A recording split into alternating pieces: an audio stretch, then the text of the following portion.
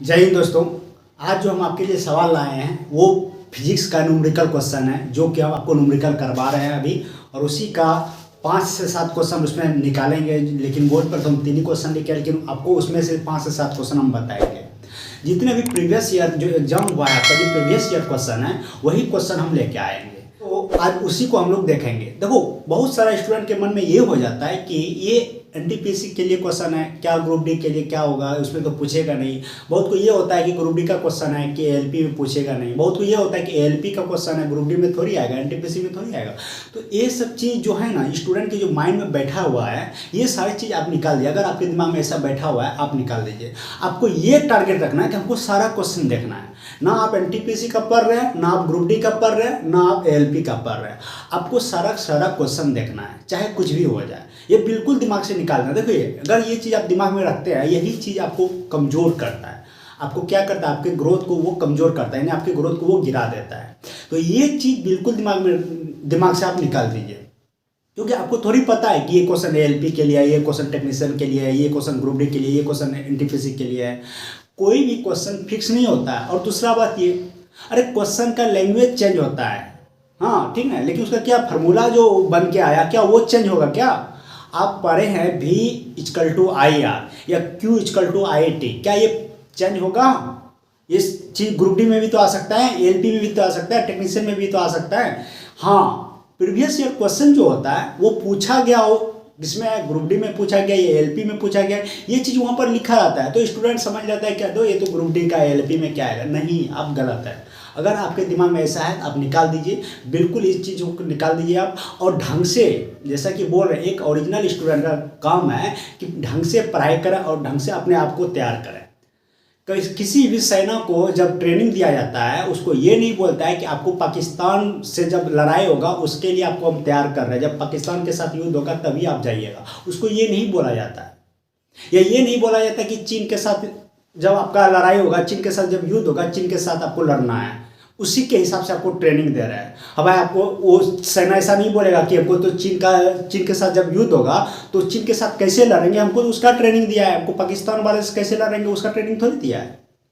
ऐसा नहीं, उसको एक ट्रेन किया जाता है। उसको मतलब कि ढंग से उसको क्या होता है, उसको ट्रेनिंग दिया जाता है, वो ट्रेनिंग करता है। उसको किसी विशेष चीज़ का ट्रेनिंग नहीं दिया जाता। उसी तरह आप लोग किसी विशेष चीज़ का तैयारी मत कीजिए।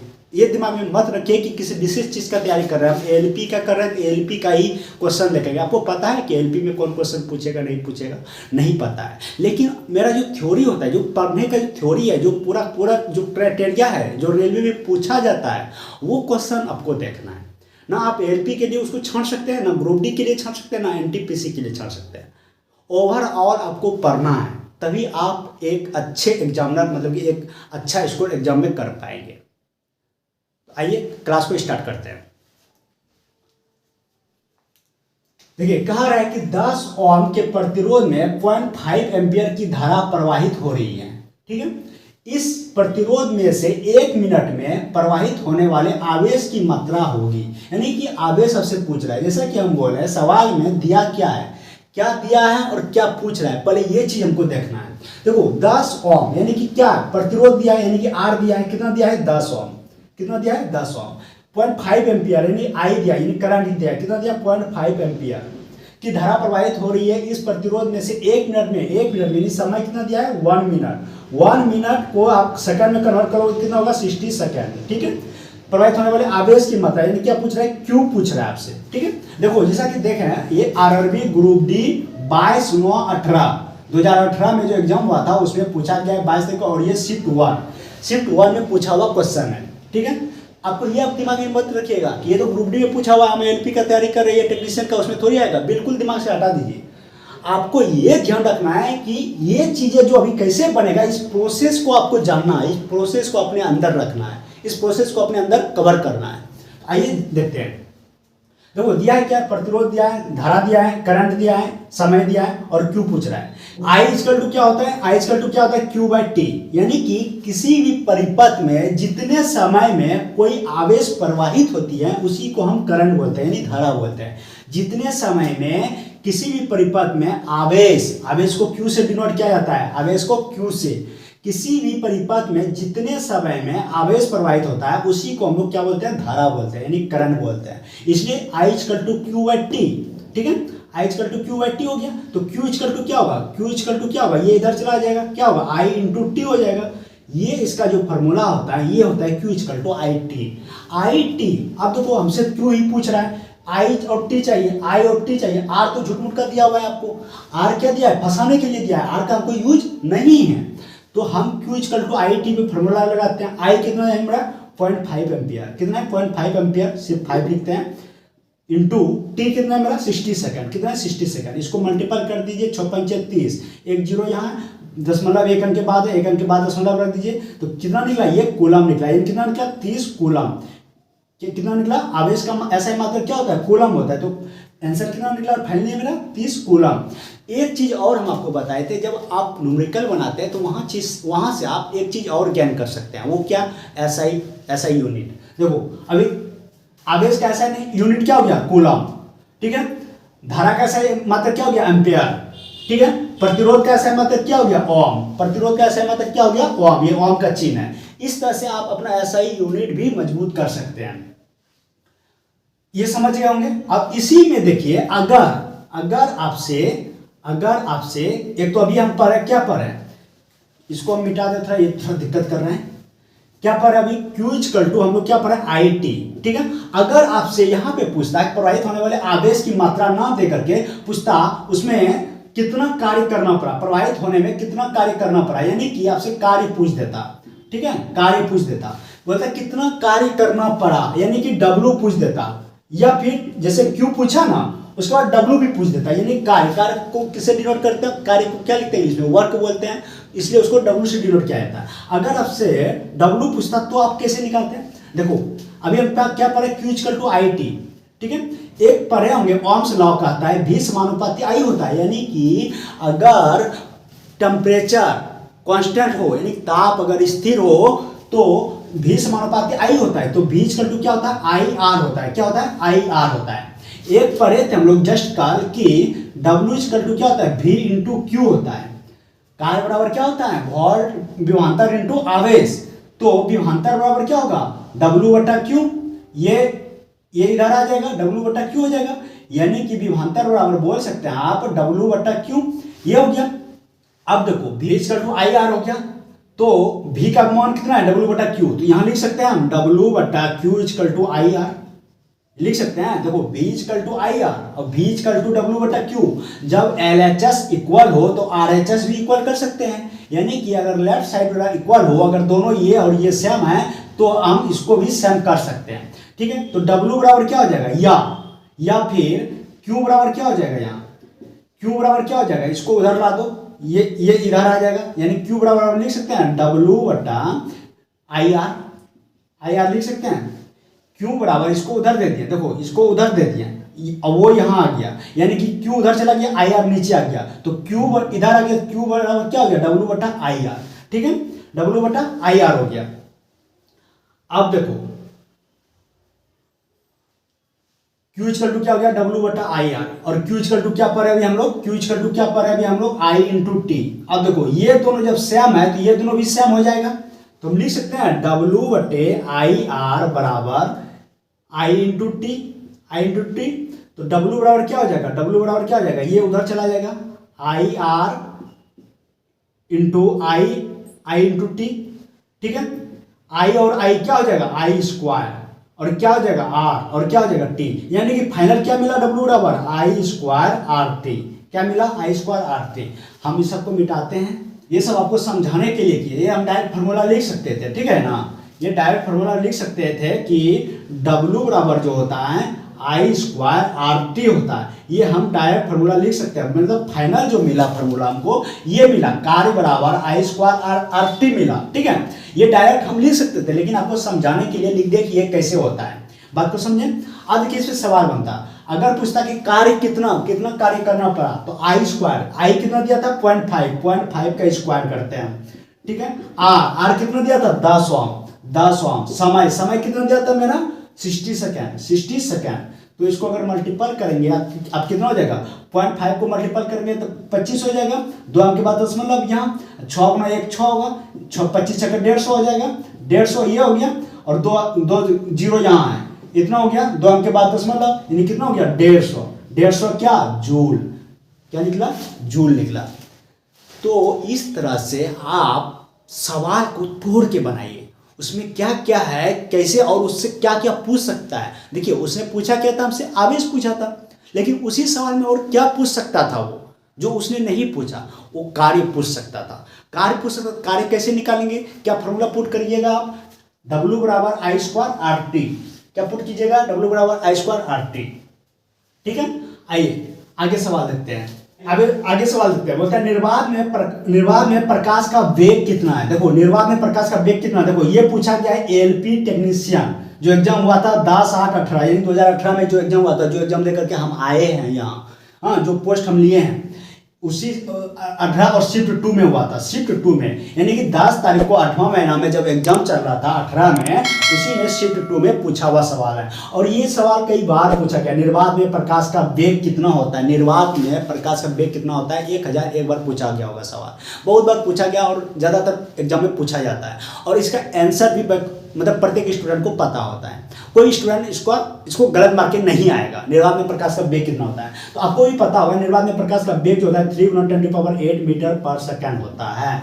लेकिन इसके अलावा और कुछ होता है इसमें जो आपको जानना है, और वो भी पूछता है, वो भी कई बार पूछा गया है, और वो चीज़ स्टूडेंट गलत करके आता है, सबको पता नहीं होता है, क्योंकि ये कॉमन क्वेश्चन है। निर्वात में प्रकाश का वेग कितना होता है ये कॉमन क्वेश्चन है और सबके होठ पे रहता है, लेकिन उसके अलावा और आपको जानना है, तभी तो आप उस भीड़ को रौंद के निकलोगे, ठीक है।